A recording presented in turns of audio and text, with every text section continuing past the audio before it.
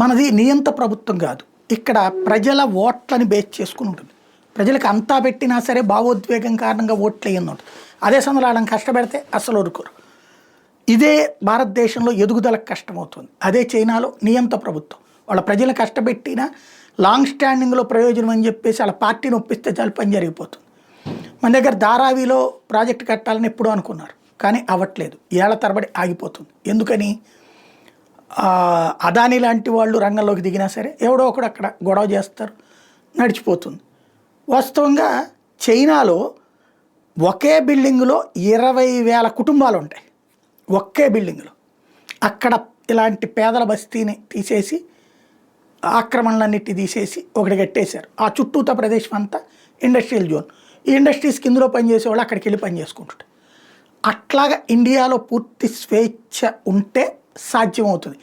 ఏ టిడ్కో ఇళ్ళు లేకపోతే ఊరి చివరి ఇళ్ళు లాంటి దిక్కుమాలిన వార్తలతో కాలక్షేపం చేసేస్తుంటారు మనోళ్ళు. అదే ప్రమాదం.